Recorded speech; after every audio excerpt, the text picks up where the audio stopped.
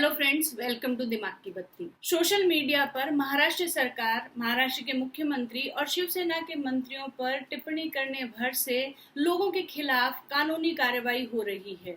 और ये बात पुलिस ने बिल्कुल क्लियर कर दी कि कोई भी महाराष्ट्र के मुख्यमंत्री के अगेंस्ट कोई भी अभद्र टिप्पणी करेगा तो पुलिस उसको अरेस्ट कर लेगी। अब ये बात अलग है कि अभद्र टिप्पणी क्या होती है, ये कौन डिफाइन करेगा, क्योंकि शिवसेना की डिक्शनरी थोड़ी सी अलग है।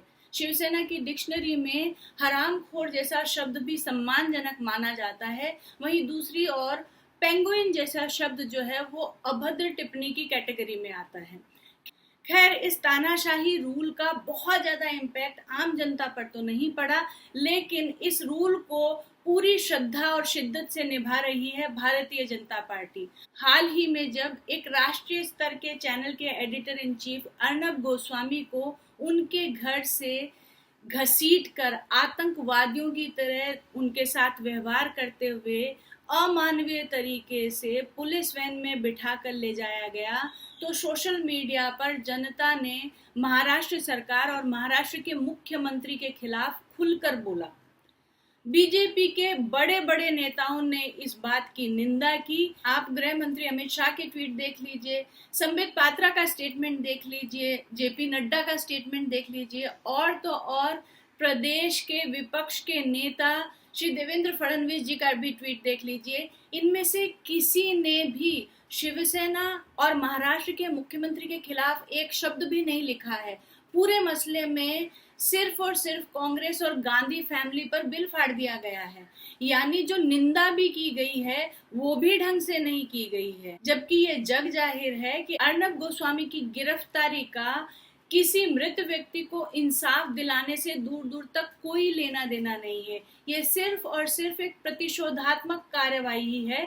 ये वेंडेटा पॉलिटिक्स का एक क्लासिक एग्जाम्पल है। महाराष्ट्र में पिछले कई महीनों से सिलसिलेवार तरीके से लोगों को पाठ पढ़ाया जा रहा है, जिसमें पहले कंगना रनौत का ऑफिस तोड़ दिया गया, फिर सोशल मीडिया पर बोलने वाले लोगों को जेलों में डाल दिया गया, उनके खिलाफ मल्टीपल एफआईआर दर्ज कर दी गई, और अब फाइनली एक राष्ट्रीय स्तर के चैनल के editor in chief Arnab Goswami को पाठ पढ़ाया जा रहा है। महाराष्ट्र में रहने वाला हर व्यक्ति इस बात से बहुत अच्छी तरीके से वाकिफ है कि इस पूरी वेंडेटा पॉलिटिक्स के पीछे कौन है, लेकिन पता नहीं केंद्र सरकार इस पूरे मामले को कौन से चश्मे से देख रही है, जो उनको इस सारे मसले के पीछे सिर्फ और सिर्फ गांधी परिवार और कांग्रेस नजर आती है। भारतीय जनता पार्टी की प्रवक्ता संजू वर्मा, जो कि रिपब्लिक चैनल के एक पैनल डिस्कशन में शामिल हुई थी, उनको इस बात की बड़ी तकलीफ हो रही है कि लोग कह रहे हैं कि अर्नब गोस्वामी के केस में बीजेपी कुछ कर नहीं रही। उनके हिसाब से इस पूरी सिचुएशन में केंद्र सरकार के पास राष्ट्रपति शासन लगाने का सबसे सरल विकल्प जो है वो उपलब्ध था, लेकिन केंद्र सरकार अगर ऐसा करती तो वो अर्नब की डिग्निफाइड जीत नहीं होती। लोग कहते कि अर्नब को बीजेपी ने बचाया। भाई, अगर कहते तो उसमें बुरा क्या था? बीजेपी अगर सत्य के साथ खड़ी होती है, बीजेपी अगर अन्याय के खिलाफ कुछ कार्यवाही करती है तो उसमें गलत क्या है?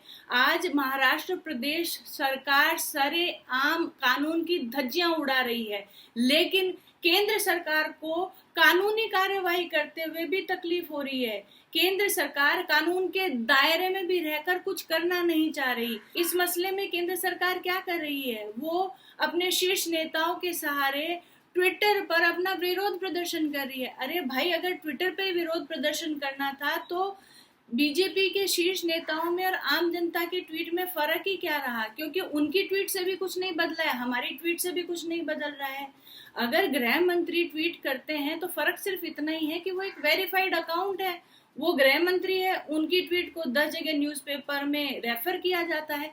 लेकिन उससे अर्नब गोस्वामी की स्थिति में क्या बदलाव आया? वो तो पिछले 3 दिन से जुडिशियल कस्टडी में सड़ रहे हैं। तो ऐसे निंदा करने से और ऐसे कंडेम करने से क्या फर्क पड़ा है? जो पार्टी केंद्र में बैठी है, जिसके पास सत्ता है, जिसके पास पावर है, और सबसे बड़ी बात उसके साथ कानून का सपोर्ट भी है, इस पूरे मसले में बीजेपी शिवसेना को शील्ड क्यों कर रही है? कहीं ऐसा तो नहीं कि बीजेपी इस आशा में है कि आने वाले वक्त में बीजेपी और शिवसेना में ट्रूस हो जाएगा? क्योंकि अगर ऐसा होता है तो भले ही बीजेपी को एक सहयोगी राजनीतिक दल मिल जाए, लेकिन बीजेपी जनता को खो देगी। क्योंकि पिछले कुछ महीनों में शिवसेना ने जो अपना रूप जनता को दिखाया है, उससे जनता का मोह भंग हो चुका है और उनका शिवसेना से भरोसा उठ चुका है। आज महाराष्ट्र के जो हालात हैं, जहाँ पे आम और खास सब लोग परेशान हैं, सोशल मीडिया पर लिखी हुई एक ट्वीट भर के लिए लोगों को जेल में डाल दिया जाता है। कोर्ट के चक्कर लगाते रहते हैं लोग, लेकिन उनको बेल नहीं मिलती। केंद्र सरकार सिर्फ सोशल मीडिया पे टिप्पणी करके अपने कर्तव्यों की इतिश्री समझ लेती है। इस पूरी सिचुएशन में एक चीज बहुत क्लियरली समझ में आने लगी है कि आज हम देश में ऐसे हालात में बैठे हैं जहाँ पे सवारी अपने सामान की खुद जिम्मेदार है।